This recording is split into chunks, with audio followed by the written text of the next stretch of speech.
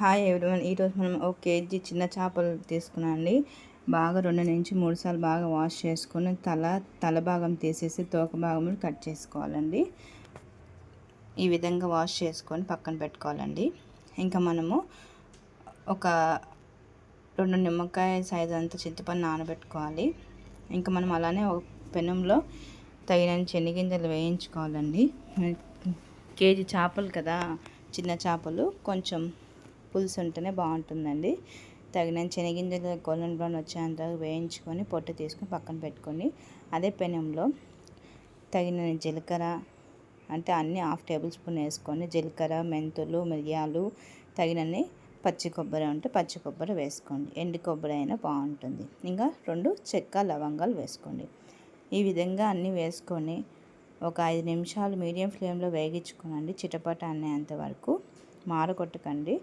ఇంకా మనము చింతపండు నానబెట్టుకున్నాం కదా ఒక 1/2 అవర్. ఈ విధంగా మనం చింతపండు జుజ్జు అంతా తీసుకొని పిప్పంతా పక్కన పెట్టేస్తామండి. ఇంకా మనము మిక్సీ బౌల్లో తీసుకొని తగినన్ని శనగింజలు వేయించుకునే పొట్టు తీసుకోండి. అలానే మనం ఏవైతే చెక్క, లవంగ, జీలకర్ర, మిరియాలు అవన్నీ వేయించుకున్నామో అవి వేసుకున్నాము.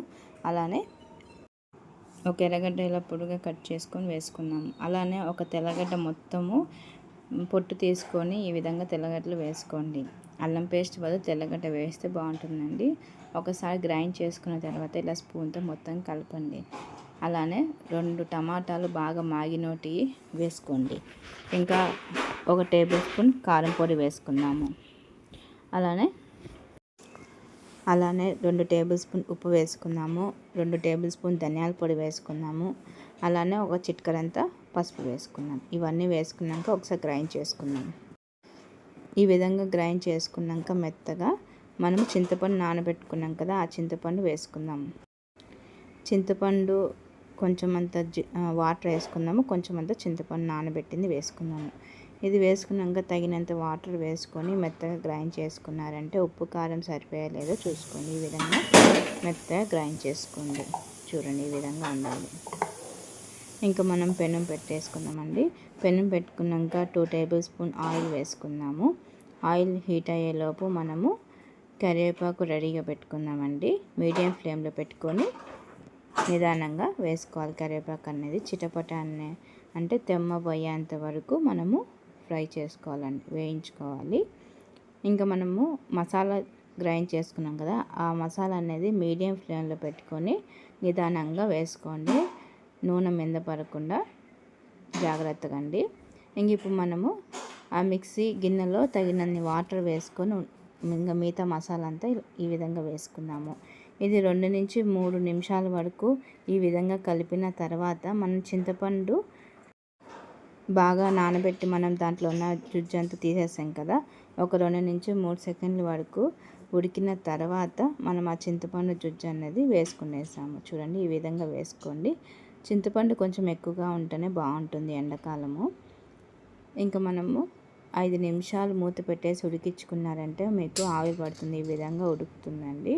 ఒక 15 నుంచి 20 నిమిషాల వరకు మీడియం ఫ్లేమ్లో ఉడికించుకున్నారంటే ఉప్పు కారం సరిపోయేది చూసుకొని బాగా పులుసు అనేది చిక్కబడేంత వరకు ఉడకాలండి. ఎంత ఉడికితే అంత బాగుంటుందండి. చూడండి, బాగా చిక్కబడిపోయింది. చూడండి, మధ్యలో కలుపుతూ ఉండండి, మూత తీసి అడుగు అంటకుండా. చూడండి, చిక్కబడింది. ఇంక ఉప్పు కారం సరిపోయలేదో చూసుకోండి. నేను చెప్పిన కొలతలతో అయితే సరిపోయిందండి. మీకు కొంచెం పులుపు కావాలంటే ఇంకా కొంచెం వేసుకోండి.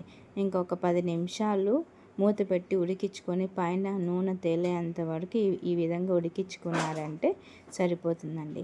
ఇప్పుడు మనము చిన్న చేపలు తల భాగం తీసి తోలు వెనకాల తోక భాగం తీసేసాం కదా, ఈ విధంగా తెల్లగా రావాలండి.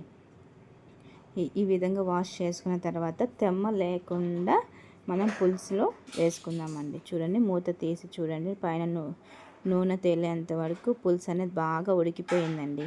ఖచ్చితంగా చాలా బాగుంటుందండి. ఖచ్చితంగా ట్రై చేయండి. పెద్ద చేపల పులుసు కన్నా చిన్న చేపలు చాలా టేస్టీగా ఉంటుంది. తెమ్మ లేకుండా ఈ విధంగా చేపలు వేసినాక ఒక 5 నుంచి 10 నిమిషాలే మీడియం ఫ్లేమ్లో పెట్టుకొని ఆఫ్ చేసేయండి. ఎక్కువసేపు ఏం పట్టవండి. చిన్న చేపలు కదా, మెతువు కాబట్టి మనకి స్టవ్ ఆఫ్ చేసినా కూడా చేపలు అనేది బాగా మసాలా నానుతుంది కాబట్టి టేస్ట్ వస్తుందండి. ఈ విధంగా 2-3 సెకండ్ల వరకు కలుపుకొని మూత పెట్టేయండి. ఒక 5 నిమిషాలు. 5 నిమిషాల తర్వాత మూత తీసి చూడండి, ఉడుకుతుంది కదా. ఈ విధంగా ఉడికినాక తగినంత కొత్తిమీర వేసుకొని సర్వ్ చేసుకుని ఎంతో రుచికరమైన చిన్న చేపల పులుసు అండి. ఖచ్చితంగా ట్రై చేయండి. పెద్ద చేపల కన్నా చిన్న చేపలు చాలా టేస్టీగా ఉంటాయి, హెల్తీగా ఉంటాయి. చేపే తినేయచ్చు. ఖచ్చితంగా లైక్ చేయండి, సబ్స్క్రైబ్ చేయండి, షేర్ చేయండి. ఎంతో రుచికరమైన చిన్న చేపల పులుసు అండి. ఖచ్చితంగా నా వీడియో చూస్తూ చేయండి. చాలా అంటే చాలా బాగుంటుందండి. Thank you.